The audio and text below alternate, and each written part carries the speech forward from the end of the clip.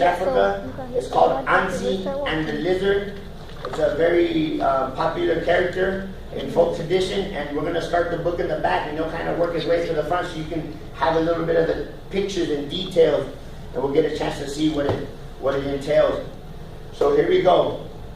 This is, Ansi and the Lizard.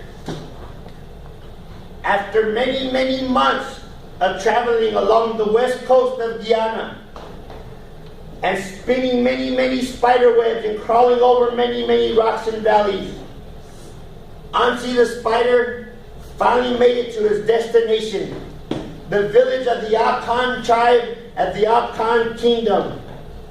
And there, Ansi hoped to be chief, for a decree was sent out throughout the land. Chief Joaquin had said, to any man that can tell me my daughter's name shall have her hand in marriage.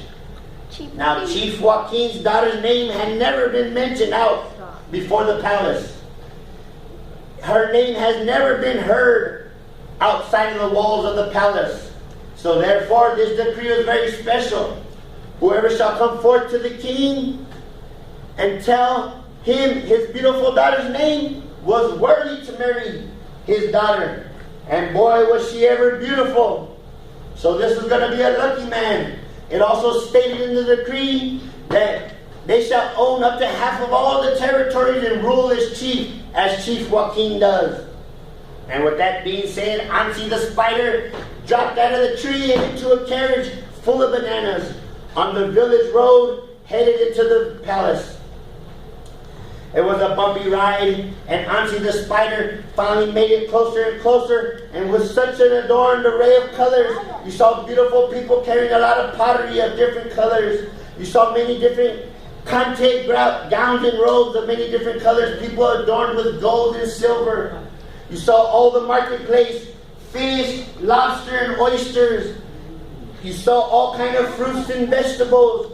People had the best of all the corn and the potatoes and the flour. With that being said, Ansi came nearer and nearer, and the cart of bananas finally came to a halt. And at that sound, you heard the gong. Boom, boom, boom, boom, boom, boom. Prepare yourself, villagers. Chief Joaquin is going to speak, for he shall announce for the decree for tomorrow. Boom, boom, boom. Thank you, villagers. Thank you, villagers. Today is a very happy day for me. For tomorrow I shall start accepting names for the men that want to come forth and take my daughter in marriage. I encourage all men to come forward, and they'll be able to have the opportunity to have up to half of all my kingdom. They shall be chief. But I warn you, if you bring to me the wrong name of my daughter, I shall have your head.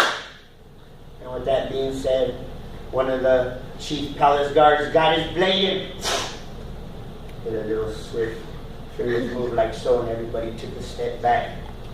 He said, wow, we know the chief's daughter is beautiful, but who's willing to lose their heads for it? And Ansi sat back there and said, I can't wait to be chief. When I'm chief, I'm going to have all the servants at my disposal, here and go there, and I'm going to be married to Chief Joaquin's beautiful daughter. That's all Ansi thought of. He didn't even hear anything about off with his head. So with that being said, the Chief Joaquin went back to talking to the villagers and said, so let's prepare ourselves for a feast, for tomorrow is a happy day. For tomorrow, somebody shall come forth and marry my daughter, or somebody shall lose their head. Go and find the best of foods for tomorrow. And with that, Chief Joaquin was done speaking. Well, Ansi was in a hysterical rage. So he jumps out of the carriage and lands on top of Grasshopper. Whoa, whoa, whoa, whoa, whoa, whoa, said Grasshopper. Can't just be falling out of the sky, spinning yourself from here to there. Oh, excuse me, Mr. Grasshopper. I sincerely apologize. I just got so over enthusiastic and so overexcited For tomorrow I shall tell Chief Joaquin that I want to marry his daughter. Is that right? Said Grasshopper. Is that right? You think you know Chief Joaquin's daughter's name? Did you hear what he said? You would be off with your head. Auntie said, I'll tell you what. By this time tomorrow, you will be working for me in the palace. And that rang a clear ring in the Grasshopper's head.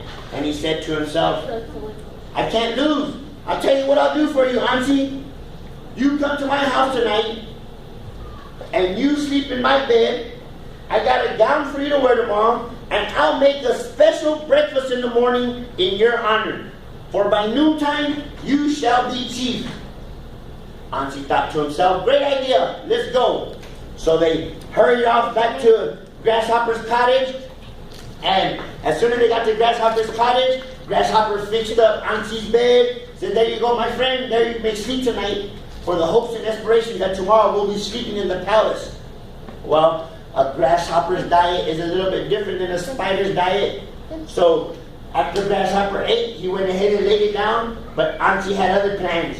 Auntie said, I remember there was a mango tree over there by the palace and near the market.